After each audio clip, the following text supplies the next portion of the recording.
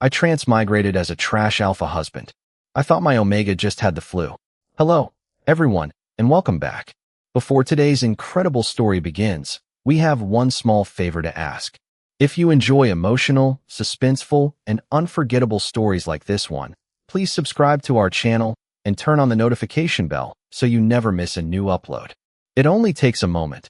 It is completely free, and your support helps us continue creating more original stories filled with mystery, romance, and powerful emotions. We truly appreciate every one of you. Before we begin, let us know in the comments where you are watching from and what time it is in your part of the world. We always enjoy seeing how far our stories travel and meeting viewers from every corner of the globe. Now let us begin today's story. The moment I opened my eyes, I realized someone else's mistakes had become my second chance. My head pounded as though I had been asleep for days. The unfamiliar ceiling above me was painted with elegant gold patterns, and sunlight spilled through floor-to-ceiling windows overlooking a sprawling estate that looked more like a royal mansion than any home I had ever seen. For several long seconds, I could not remember where I was or how I had gotten there. Then memories that did not belong to me crashed into my mind all at once. Adrian Holloway, 28 years old, wealthy alpha, arrogant, selfish, famous for humiliating his gentle Omega husband in front of friends, family, and anyone willing to watch. A man so terrible that almost everyone secretly wished he would disappear. My breathing stopped. I had not woken up in a hospital. I had not survived an accident. Somehow, impossibly, I had awakened inside the body of the very villain from the novel I had finished reading the night before. I remembered every chapter with painful clarity because Adrian's ending had frustrated me more than anyone else's. He ignored every warning, destroyed every relationship that mattered, and lost the only person who had ever truly cared about him. The story never gave him redemption because he never wanted it. Yet somehow I was here, living inside his body before. Everything completely fell apart. A loud crash echoed from somewhere downstairs, pulling me back to reality. Footsteps hurried through the hallway before a nervous housekeeper stopped outside my bedroom door. She hesitated as though gathering courage before knocking softly. "Sir," she called carefully, "your husband has been asking for you." The words sent another wave of unfamiliar memories through my mind. Elliot Sinclair, Adrian's Omega husband. Quiet, kind, patient beyond reason. According to the original story, he had spent months growing weaker while Adrian dismissed every complaint as exaggeration. Eventually, everyone realized Elliot had been hiding a rare condition tied to an ancient bloodline, but by then it was almost too late to change the course of fate. I jumped out of bed without another thought. The housekeeper stared in complete disbelief as I rushed past her. "Where is he?" I asked. "The sunroom," she answered automatically. "He said he only had a slight fever, but—" She never finished her sentence because I was already running down the grand staircase. Portraits of the Holloway family lined the walls, each one reminding me that I did not belong in this life. Servants standing in the foyer lowered their heads the moment they saw me, but none of them smiled. Their cautious expressions revealed exactly what kind of man Adrian had been. Fear had replaced respect long ago. I followed the soft morning light until I reached a quiet room surrounded by towering windows. There, curled beneath a light blanket on a cream-colored sofa, sat Elliot. His silver hair reflected the sunlight like polished silk, and his pale face looked unusually tired despite the gentle smile he offered the instant he noticed me. "Good morning," he said softly. "I am sorry. I think I caught the flu. I did not want to disturb your breakfast." My heart tightened. He apologized for being sick. He apologized to the very man who had spent months making him believe he was a burden. Trying to stay calm, I knelt beside the sofa and carefully placed the back of my hand against his forehead. His temperature felt warmer than normal, but it was not alarming. "We are going to see a doctor," I said immediately. Elliot blinked in surprise. "It is only a fever." Before I could answer, the sunlight streaming through the windows suddenly flickered for the briefest moment. A faint silver glow shimmered beneath Elliot's skin before disappearing as quickly as it had appeared. I looked around to see if anyone else had noticed, but every servant remained perfectly still, as though nothing unusual had happened. Only one elderly butler standing near the doorway quietly lowered his eyes and whispered words so softly that I almost missed them.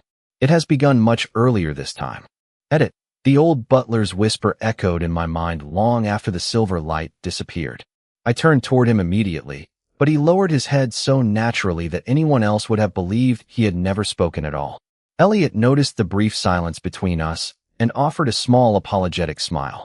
"Please do not worry so much," he said gently. "It is only a seasonal illness. I have felt like this before." My memories from the novel immediately told me otherwise. Every chapter insisted that everyone around Elliot believed the same explanation until it was almost impossible to change his fate. I refused to let history repeat itself. "Get the car ready," I told the servants standing outside the sunroom. Several of them froze in visible confusion. One young maid even looked toward the butler as though waiting for him to correct me.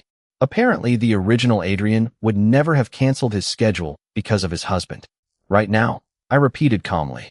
The staff hurried away without another word. Elliot looked genuinely surprised. "You have an important meeting this morning," he reminded me. "The board members have been preparing for weeks." I shook my head without hesitation. "Meetings can be rescheduled. Your health cannot." For a brief moment, Elliot simply stared at me as though he had heard someone else's voice coming from Adrian's body. His eyes softened with quiet confusion rather than relief. It was obvious that kindness from his own husband felt unfamiliar. As we walked through the front entrance together, I noticed dozens of subtle details I had overlooked only. Moments earlier, family photographs decorated the hallway, yet Elliot appeared in almost none of them. Fresh flowers brightened every room except the small study where he usually spent his afternoons alone. Even the servants unconsciously stepped closer to Elliot whenever I approached, quietly positioning themselves as though they expected him to need protection. None of them hated Adrian because of rumors. They hated him because they had witnessed enough to lose their trust. The drive into the city remained unusually quiet. Elliot rested against the passenger seat with his eyes closed, occasionally pressing one hand against his forehead. His breathing remained steady, but his complexion looked paler than before.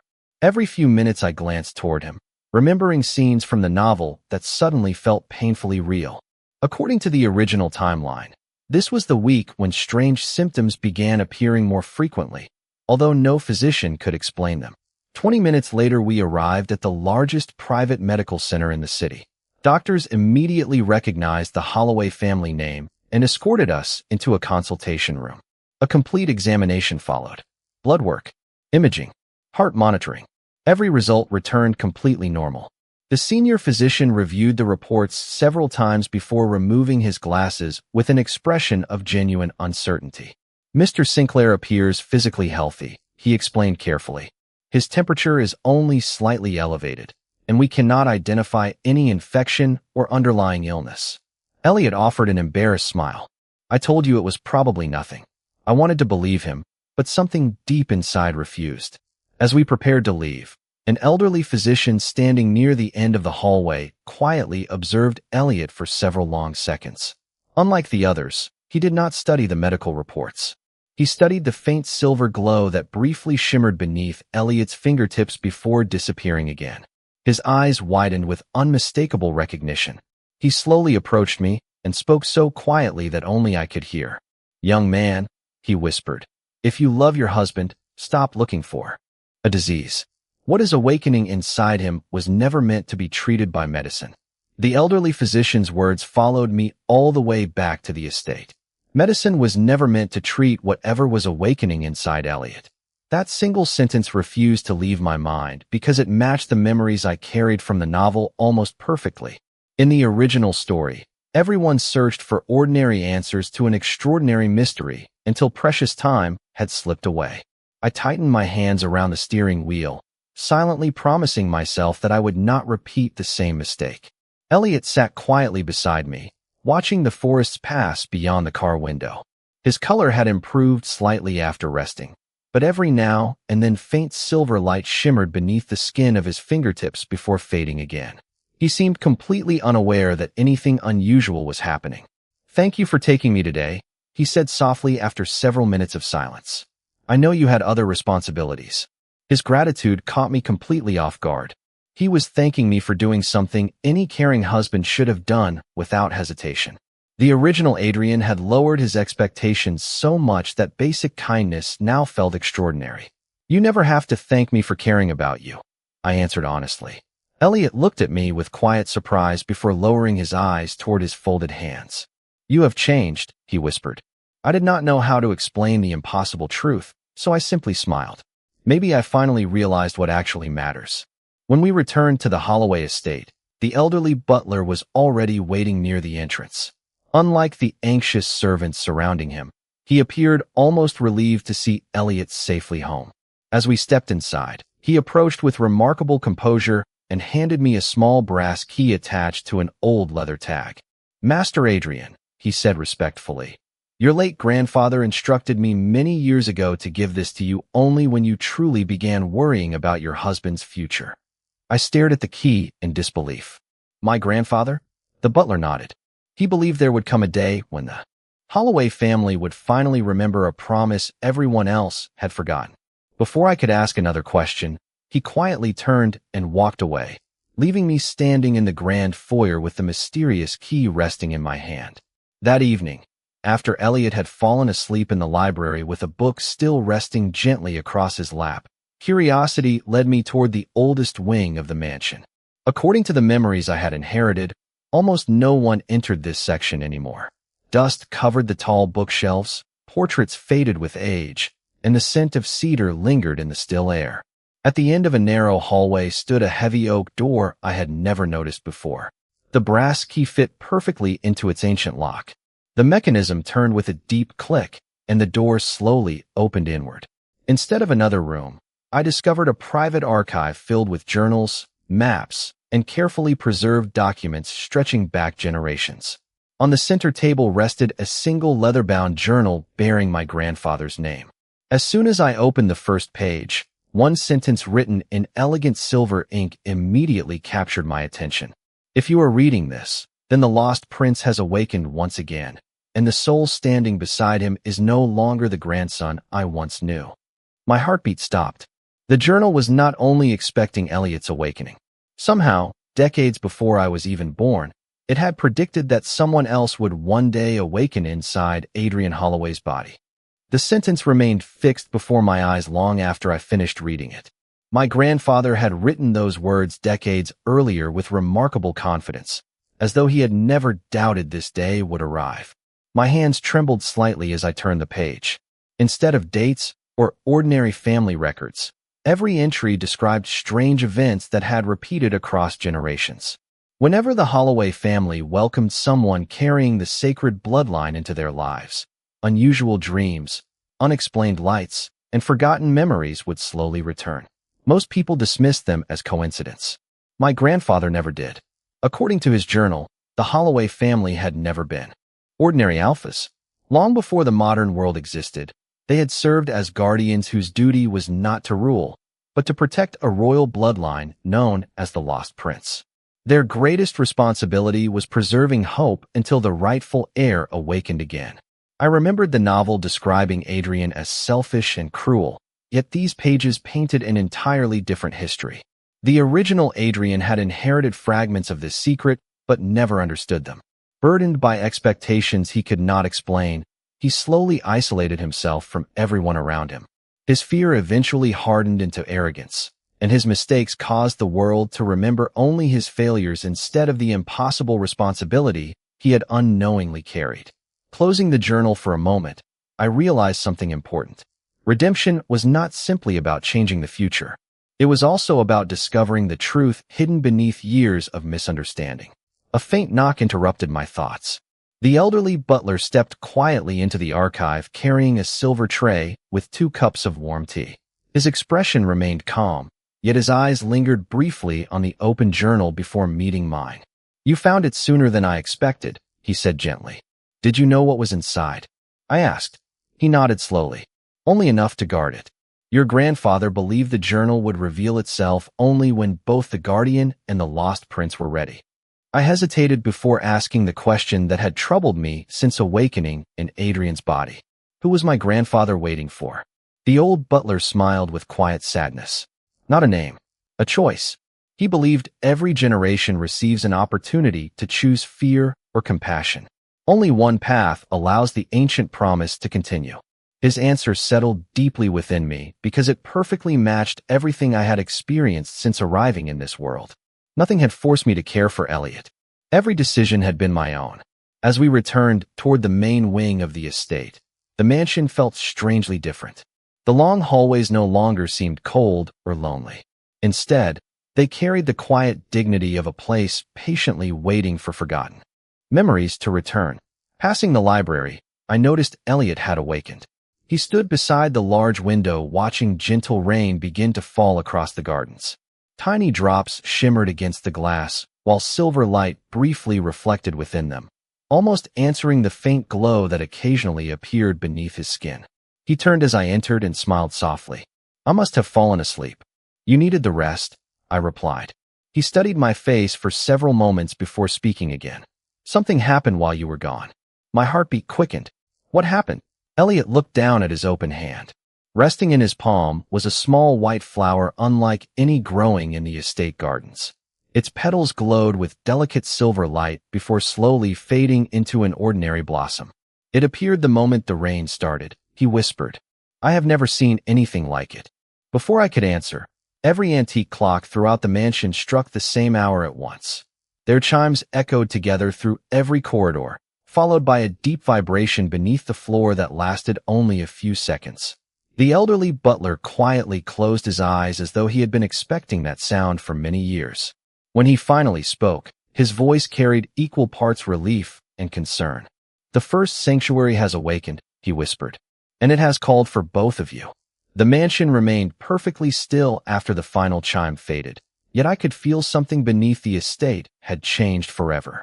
The faint vibration no longer echoed through the marble floors, but the air itself carried a strange freshness, scented with cedar, rain, and blooming white flowers that had never grown anywhere near the Holloway estate. Elliot looked toward the old butler with quiet uncertainty. "What is the first sanctuary?" he asked softly. The elderly man hesitated before answering, as though choosing his words with great care. "For generations, our family believed it was only a legend," he replied. "A sacred place created to protect the lost prince until the day the ancient blood awakened again. No one has entered it for hundreds of years because its doors never opened for anyone." Elliot lowered his eyes toward the glowing flower resting in his palm. "Then why now?" The butler's gaze slowly shifted toward both of us. "Because this is the first time in centuries that the guardian and the lost prince have walked the same path willingly." His answer left the room wrapped in thoughtful silence. A few hours earlier, I would have dismissed those words as fantasy, but everything I had witnessed since arriving in this world had steadily erased the boundary between myth and reality. I looked at Elliot, who still appeared more concerned about everyone else than himself despite the mysterious changes happening within him. "Would you come with me?" I asked gently. "Only if you feel comfortable." He offered the same quiet smile that had become so familiar over the past day. "If you are beside me, I am not afraid." Those simple words carried more trust than I believed I deserved. Together we followed the elderly butler through a forgotten corridor behind the estate library, where ivy-covered stone walls gradually replaced polished wood and crystal chandeliers. The passage sloped gently downward until we reached a circular chamber illuminated by soft silver light flowing through narrow openings in the ceiling. At its center stood an ancient stone gate carved with intertwining vines, stars, and blooming flowers surrounding the figure of a crowned young man extending one hand toward a guardian standing beside him. There were no images of conquest, no symbols of authority, only partnership. As Elliot stepped closer, the white flower in his hand dissolved into tiny glowing petals that floated gently toward the gate. One after another, the carved flowers upon its surface began glowing with warm light. The heavy stone doors slowly separated without a single sound. Beyond them stretched a peaceful garden unlike anything I had ever imagined. Crystal streams flowed beneath graceful bridges. Towering white trees shimmered beneath a sky that seemed brighter than the afternoon outside, and thousands of luminous blossoms drifted gently through the air without ever touching the ground. Every breath felt lighter the moment we crossed the threshold. Elliot stopped beside the nearest stream, staring into its perfectly clear water. His reflection slowly changed. Instead of the tired young Omega who had believed he merely caught the flu, Another image appeared beneath the surface. A young prince wearing silver robes stood beneath a flowering tree, smiling with quiet familiarity before raising one hand toward us. The vision lasted only a heartbeat before disappearing. Elliot stepped back in surprise. "Did you see that?" he whispered. Before I could answer, a calm voice echoed across the tranquil garden, gentle enough to resemble the wind itself. "Welcome home, Lost Prince. Welcome home, faithful guardian. The final chapter of an ancient promise can now begin." The peaceful voice faded into the shimmering air, yet its warmth lingered within the sanctuary like the final note of a beautiful melody. Elliot stood quietly beside the crystal stream, still gazing at the place where the reflection of the young prince had disappeared. His breathing remained calm, but the faint silver glow beneath his skin no longer appeared randomly. It pulsed gently in rhythm with his heartbeat, illuminating the delicate white blossoms drifting around us. I slowly stepped closer, uncertain whether speaking would disturb the extraordinary silence surrounding the garden. "Are you all right?" I asked softly. Elliot nodded, although wonder still filled his expression. "I do not know why," he admitted, "but this place feels familiar. It is as though I have missed it my entire life without ever knowing it existed." Before I could respond, the ancient trees surrounding the sanctuary shimmered with warm light. Their silver leaves rustled without any wind, and narrow pathways hidden beneath flowering vines gradually revealed themselves. The elderly butler remained respectfully near the entrance, making no attempt to follow. "Only the guardian and the lost prince may continue beyond this point," he explained with quiet certainty. "Every generation before yours searched for this path, but none were invited to walk it." Elliot looked toward me, uncertainty briefly replacing his peaceful smile. "What if we are not ready?" I answered without thinking. "Then we will learn. Together." His expression softened, and for the first time since I had awakened inside Adrian Holloway's body, I saw genuine confidence replace the quiet hesitation that had always followed him. We followed the glowing pathway deeper into the sanctuary until the trees opened into a wide circular clearing. At its center stood a marble pavilion surrounded by 12 crystal pillars, each engraved with different symbols representing ancient guardian families. One pillar displayed a serpent intertwined with flowering branches. Another showed a wolf standing beneath the moon. Others carried unfamiliar emblems that hinted at civilizations long forgotten. Above the pavilion floated countless points of silver light that slowly gathered together before forming the image of an elderly man dressed in elegant white robes. Unlike the reflection in the stream, this figure smiled directly at us with unmistakable kindness. "I am Elias," he said, "the final keeper of the sacred accord." His voice carried neither authority nor distance. Instead, it sounded like someone welcoming loved ones home after a long journey. Elias raised one hand, and the crystal pillars responded immediately. Gentle streams of light connected every symbol until the entire sanctuary glowed like a living constellation. A detailed map slowly appeared across the marble floor beneath our feet. Mountains, rivers, forests, and cities shimmered with extraordinary clarity. Most of the land glowed brightly, yet several distant regions remained dim, separated from the rest by thin shadows rather than walls. "This was never a kingdom built through conquest," Elias explained. "It flourished because every guardian family protected the same promise, regardless of their differences. When fear replaced trust, those connections slowly faded, and the world forgot why it had once stood united." Elliot quietly knelt beside the glowing map. Without hesitation, he rested his fingertips upon one of the darkened regions. Instead of a burst of overwhelming power, soft silver light spread gently across the forgotten land. Tiny villages appeared. Rivers shimmered. Blossoming trees returned one after another, restoring color where only silence had remained. I watched in amazement as the change spread naturally, not because anyone had been forced to accept it, but because hope had quietly returned. Elias smiled with unmistakable pride. "The sacred blood was never created to command others," he said. "Its true purpose has always been to remind people that compassion restores what fear can never protect." I looked toward Elliot, realizing that everything unfolding before us had begun with a simple decision to care for someone everyone else believed was beyond saving. In that moment, I finally understood that becoming a true guardian had nothing to do with extraordinary strength. It began with ordinary kindness, repeated every single day until it changed the future itself.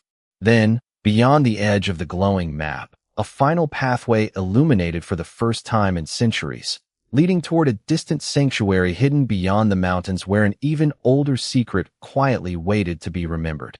The newly revealed pathway shimmered across the glowing map before slowly rising into the air like a ribbon woven from starlight. Elliot and I exchanged a quiet glance before following it beyond the marble pavilion. Every step carried us farther into the sanctuary, where the landscape became even more breathtaking.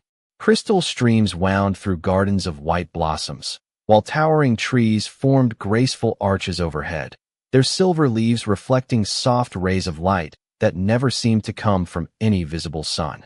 The peaceful silence was not empty. It felt alive, as though the sanctuary itself was listening to every heartbeat. Elias walked ahead of us with calm confidence, his luminous form moving effortlessly across the ancient stone path. For centuries, he began, people believed the guardian families disappeared because they failed. The truth is far gentler than history remembers. They chose to scatter across the world so that hope would survive even if the kingdom did not. His words echoed through the quiet valley as we reached another circular clearing surrounded by statues unlike any I had seen before. Each statue portrayed a different guardian standing beside an ordinary family. Rather than a king or queen, farmers, teachers, healers, musicians, craftsmen, and children all stood together with expressions of trust rather than fear. There were no monuments celebrating victory. Every sculpture honored kindness shared between strangers. Elliot slowly approached one of the statues depicting a young child offering bread to a weary traveler. "These are not rulers," he whispered. Elias smiled warmly. "No, they are the people who kept compassion alive when the world forgot where it came from." As soon as Elliot reached out to touch the stone child's hand, the statue glowed softly before transforming into countless floating lights. The lights drifted upward, revealing a hidden mural beneath the marble floor. It displayed the ancient kingdom united not by walls or armies, but by countless bridges connecting every community.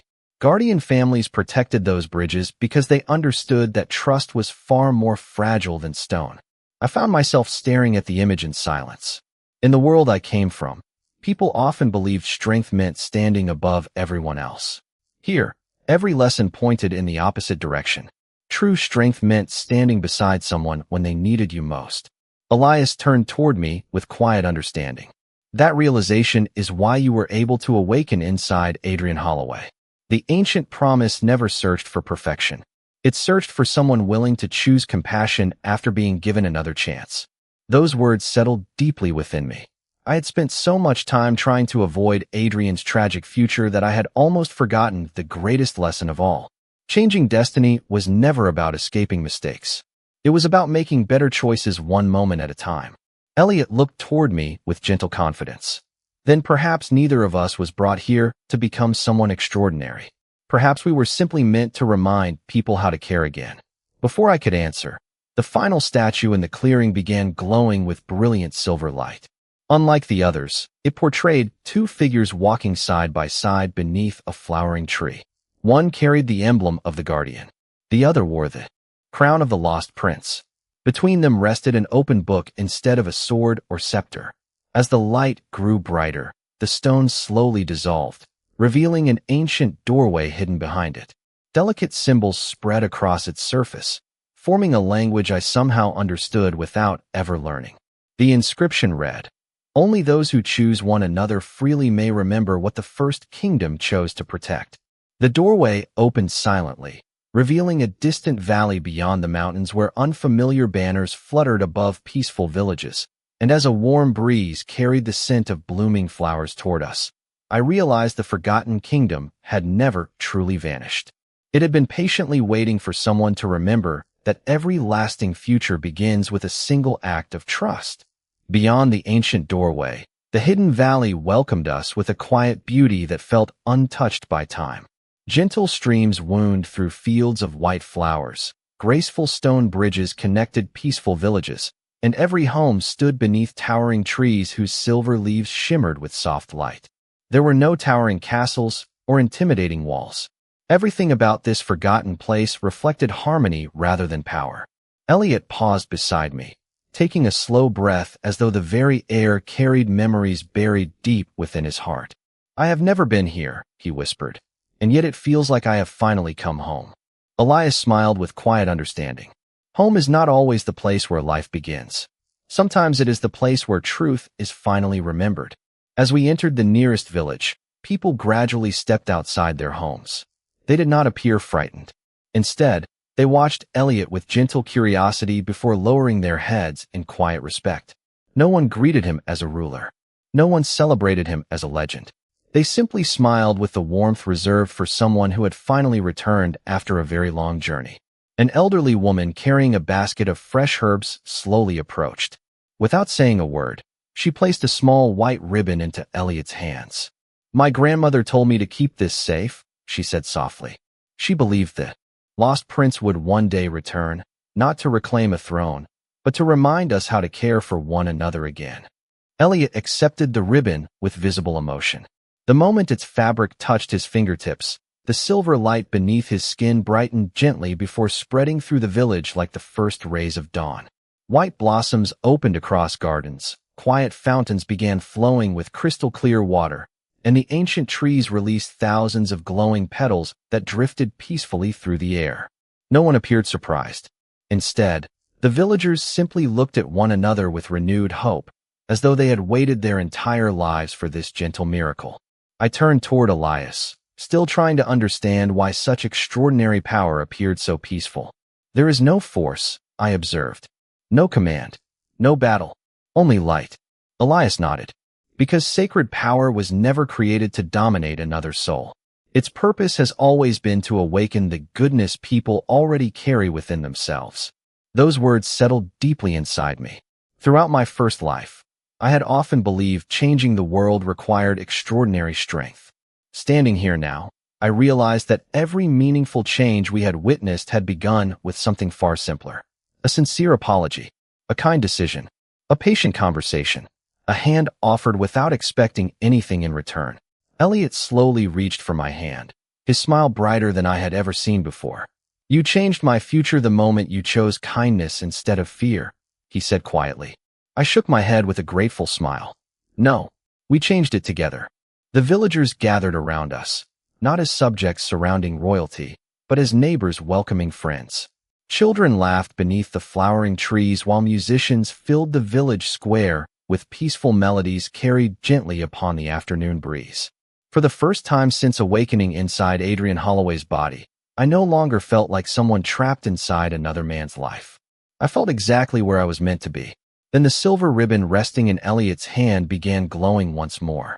A beam of gentle light extended toward the distant mountains. Beyond the valley, revealing the outline of another forgotten sanctuary hidden far beyond the horizon. Elias watched the new path appear with quiet wonder before speaking almost to himself. Even we did not know the First Kingdom had protected one final secret beyond these lands. As everyone looked toward the newly revealed light, I understood that restoring the forgotten kingdom had never been the end of our journey. It had only opened the first door to a history far older, waiting patiently for those willing to choose compassion before power. The silver pathway stretching toward the distant mountains remained suspended across the sky long after sunset, glowing gently above the restored kingdom like a promise waiting to be fulfilled. Yet neither Elliot nor I took another step toward it. Instead, we stood together in the peaceful village square where laughter had replaced silence and strangers greeted one another with warmth that had been missing for generations. Elias quietly approached us beneath the blooming white trees, his luminous form growing softer with every passing moment. "The sacred promise has been restored," he said with quiet satisfaction. "Not because an ancient throne has been reclaimed, but because two people chose compassion when fear would have been easier." His words carried no sense of finality. Instead, they felt like the closing page of one story and the opening line of another. Elliot looked toward the villagers gathered around us before turning to me with calm determination. "If the kingdom survived because people learned from one another, Then hiding these places again would only repeat the mistakes of the past. I smiled because he had reached the same conclusion already forming in my own heart. Then we should open every path instead of protecting every secret. Elias nodded with unmistakable pride. That has always been the true purpose of every guardian.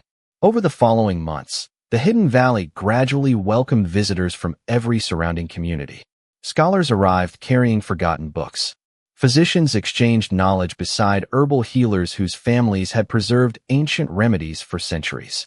Teachers gathered children beneath the silver trees, where lessons focused not only on history but also on empathy, responsibility, and cooperation. Guardian families who had quietly lived ordinary lives slowly revealed themselves, not to claim honor or authority, but to help rebuild the bridges their ancestors had once protected. Elliot spent countless mornings working beside gardeners, musicians, and village elders, never allowing anyone to place him above the people he served. The mysterious silver light still appeared around him from time to time, but everyone now understood that it reflected kindness rather than power. As for me, I no longer tried to escape Adrian Holloway's past. Instead, I accepted responsibility for every opportunity this second life had given me. Together, Elliot and I restored the Holloway estate into a place where every traveler, regardless of background or status, could find shelter, friendship, and hope.